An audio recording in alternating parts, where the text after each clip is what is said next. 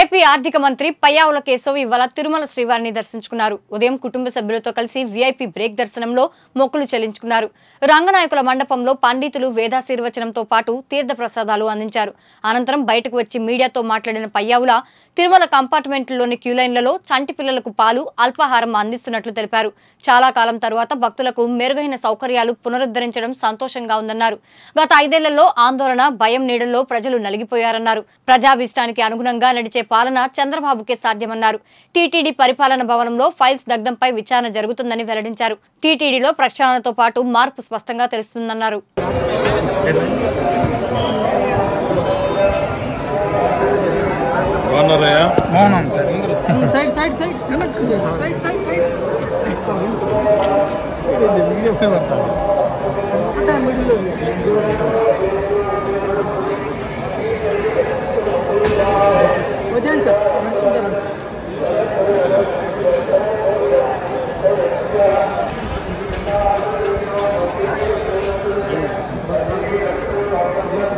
చెప్తాం సార్తో ఫోన్ సరే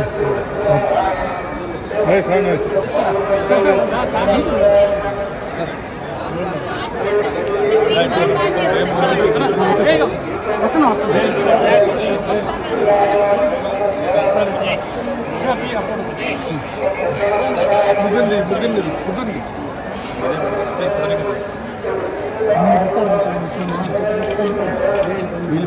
నమో వెంకటేశాయ. మంత్రిగా ప్రమాణ స్వీకారం చేసిన తర్వాత స్వామివారి దర్శనం చేసుకోవడానికి రావడం జరిగింది. నిన్న సాధారణ భక్తులు వెళ్ళేటువంటి 300 రూపాయల క్యూలో వెళ్ళడం జరిగింది. తిరుమల తిరుపతి దేవస్థానం పాలనలో ప్రక్షాళన మార్పు స్పష్టంగా కనపడింది. నాకు భక్తులందరినీ క్యూలో పోతూ సామాన్య భక్తులందరినీ కూడా మాట్లాడుతూ వచ్చినప్పుడు వాళ్ళకి చిన్నపిల్లలకి పాలు ఇవ్వడం, లేట్ అయినప్పుడు ఏదో ఒక ఫుడ్ సప్లై చేయడం, ఇవన్నీ తిరిగి తిరుమల తిరుపతి దేవస్థానం వాళ్ళు ప్రవేశపెట్టారు. చాలా సంతోషం. చాలా కాలంగా ఇది ఆగిపోయి అనేక మంది భక్తులు క్యూలో ఇక్కట్లు పడి చిన్నపిల్లలు ఇబ్బందులు పడుతున్నటువంటి సంఘటనలు ఉన్నాయి. అవన్నీ కూడా మార్పు మొదలైంది.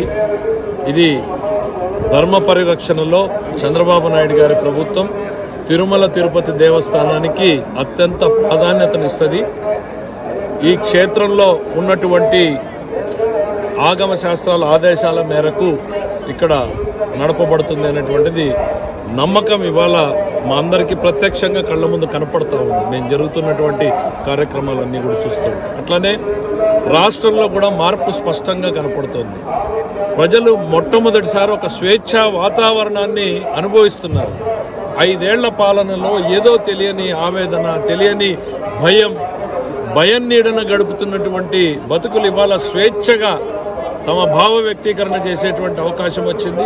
ఎవరినైనా మాట్లాడేటువంటి అవకాశం, ప్రభుత్వాన్నైనా ప్రశ్నించేటువంటి అవకాశం, అన్నింటినీ ఇవాళ కల్పించింది చంద్రబాబు నాయుడు గారి ప్రభుత్వం.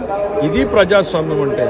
ప్రజలు వేరు, పాలకులు వేరు కాదు. ప్రజల ఆలోచన ప్రకారం నడిచేటువంటిదే ఈ ప్రజాప్రభుత్వం. చంద్రబాబు నాయుడు గారి పాలన అనేది స్పష్టం చేయదలుచుకున్నాం. జనరల్గా పాలిటిక్స్ మాట్లాడకూడదు, కానీ ఇన్సిడెంట్ జరిగింది కాబట్టి తప్పకుండా ప్రభుత్వం చాలా సీరియస్గా తీసుకుంది. మీరు చూశారు ఈ పూర్వ చిత్తూరు డిస్టిక్లో ఏం జరిగింది అనేటువంటిది.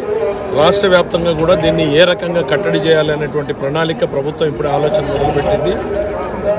ఏ ఫైల్ సంరక్షణ ఎవరి చేతుల్లో ఉంది అనేటువంటి సంరక్షకుడికే బాధ్యతను పెట్టడం జరుగుతుంది.